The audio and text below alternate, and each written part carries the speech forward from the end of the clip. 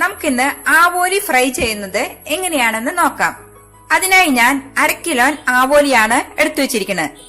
ഇനി അതിന് വേണ്ട സാധനങ്ങള്: മുളക് പൊടി, മല്ലിപ്പൊടി, മഞ്ഞൾപ്പൊടി, കുരുമുളക് പൊടി, അണ്ടിപ്പരിപ്പ്, തക്കാളി ഒരെണ്ണം, ഇഞ്ചി ചതച്ചത് 1 സ്പൂൺ, 1 ടേബിൾ സ്പൂൺ വെളുത്തുള്ളി ചതച്ചത്, പച്ചമുളക് 5 എണ്ണം, കറിവേപ്പില ആവശ്യത്തിന്, ചെറിയുള്ളി 30 ചെറിയുള്ളിയാണ് ഞാൻ എടുത്തിരിക്കുന്നത്.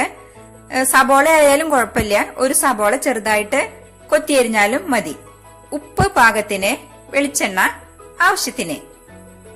ഇനി നമുക്ക് എങ്ങനെയാണ് പാചകം ചെയ്യണമെന്ന് നോക്കാം. നമുക്ക് ഒരു ചട്ടി വെച്ച് ചൂടാകുമ്പോൾ അതിലേക്ക് വെളിച്ചെണ്ണ ഒഴിച്ചു കൊടുക്കാം. ചട്ടി വേണമെന്ന് നിർബന്ധമില്ല, നിങ്ങൾക്ക് ഇഷ്ടമുള്ള പാത്രം അതിനായിട്ട് ഉപയോഗിക്കാം.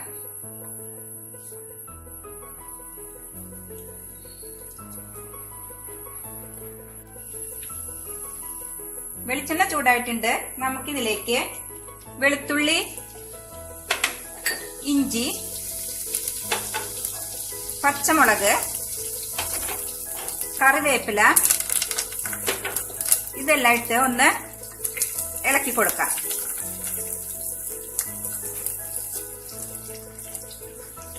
അതിനുശേഷം നമുക്ക് അരിഞ്ഞു വെച്ച ചെറിയുള്ളി ഇട്ട് കൊടുക്കാം.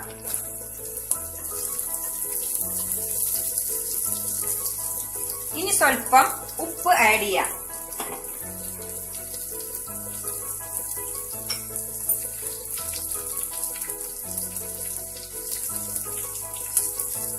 ഒരു സ്പൂൺ ഉപ്പാണ് ഞാൻ ഇടുന്നത്. ഇനി നമുക്ക് നോക്കിയിട്ട് ഇട്ട് കൊടുക്കാം. ഇനി നന്നായിട്ടൊന്ന് മിക്സ് ചെയ്യണം. ഇതിന്റെ പച്ചമണമെല്ലാം മാറി നല്ല ബ്രൗൺ കളർ ആകുന്നത് വരെ നമുക്ക് നന്നായി ഒന്ന് ഇളക്കി കൊടുക്കാം. മീൻകറി ആയതുകൊണ്ടാണ് ഞാൻ ചട്ടിയിൽ ചെയ്യണത്. ചട്ടിയിലാണ് അതിന്റെ ടേസ്റ്റ് കൂടുതൽ കിട്ടുക. പക്ഷെ നിർബന്ധമില്ല, നിങ്ങൾക്ക് ഇഷ്ടമുള്ളതില് ചെയ്യാവുന്നതാണ്.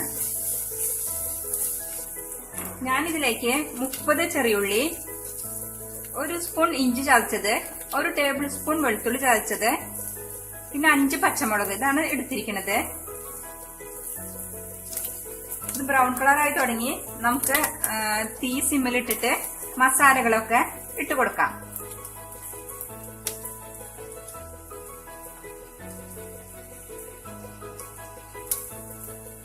അര സ്പൂൺ മഞ്ഞൾപ്പൊടി നമുക്ക് നന്നായിട്ടൊന്ന് മിക്സ് ചെയ്ത് കൊടുക്കാം. 1 സ്പൂൺ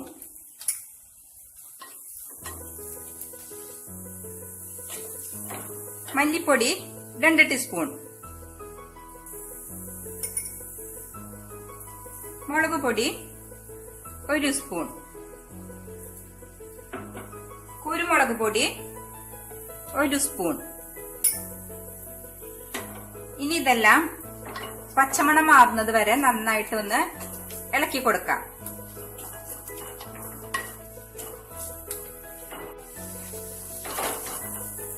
മസാലയെല്ലാം മൂത്ത മണം വരുന്നുണ്ട്. നമുക്കിതിലേക്ക് അരിഞ്ഞു വെച്ച തക്കാളി ആഡ് ചെയ്യാം.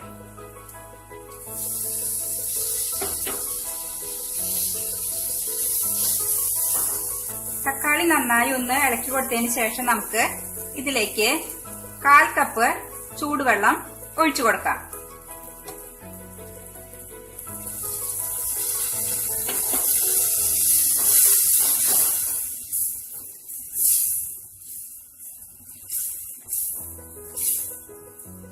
ഇനി നമുക്കിതിലേക്ക് മീൻ ഇട്ട് കൊടുക്കാം.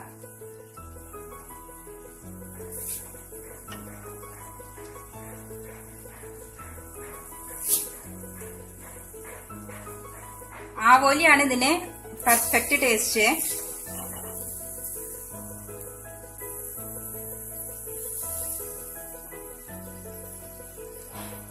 ഇനി നമുക്കിത് 10 മിനിറ്റ് നേരം അടച്ചു വെച്ച് വേവിക്കാം. ഇത് വേവുന്ന സമയം കൊണ്ട് നമുക്ക് അണ്ടിപ്പരിപ്പ് അരച്ചെടുക്കാം. അണ്ടിപ്പരിപ്പ് ഒന്ന് ചെറുതാക്കി ചൂടാക്കിയിട്ട് വേണം അരച്ചെടുക്കാൻ. ഞാൻ 1 പിടി അണ്ടിപ്പരിപ്പാണ് എടുത്തിരിക്കുന്നത്. ഇനി അണ്ടിപ്പരിപ്പ് ഇടാൻ താല്പര്യമില്ലാത്തവർക്ക് തേങ്ങാപ്പാല് എടുക്കാവുന്നതാണ്. കട്ടി തേങ്ങാപ്പാല് വേണം ഇതിനു വേണ്ടി എടുക്കാൻ. വെള്ളമൊന്നും ചേർക്കാതെ 3 ടേബിൾ സ്പൂൺ തേങ്ങാപ്പാല് നമുക്ക് അണ്ടിപ്പരിപ്പിന് പകരം ആഡ് ചെയ്യാം.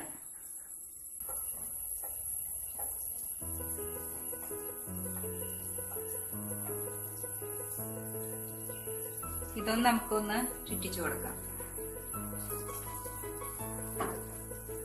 കയ്യിലോണ്ട് ഇളക്കാൻ പാടില്ല, അത് പൊട്ടിപ്പോവും.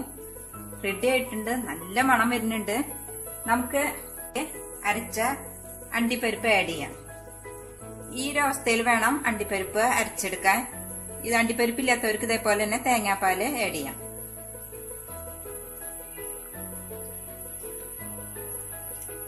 അണ്ടിപ്പരിപ്പ് ഇല്ലെങ്കിലും ഇത് വളരെ ടേസ്റ്റ് ആണ്. അണ്ടിപ്പരിപ്പ് ഇട്ട് കഴിഞ്ഞാൽ ഒരു പ്രത്യേക ടേസ്റ്റ് വരും. ഇതെല്ലാവരും ട്രൈ ചെയ്യണം, വളരെ ടേസ്റ്റ് ആണിത്.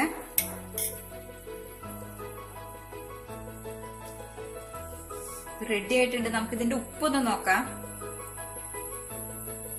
ഉപ്പൊക്കെ കറക്റ്റ് ആണ്, വളരെ ടേസ്റ്റ് ആയിട്ടുണ്ട്. ഇതെല്ലാവരും ട്രൈ ചെയ്യണം.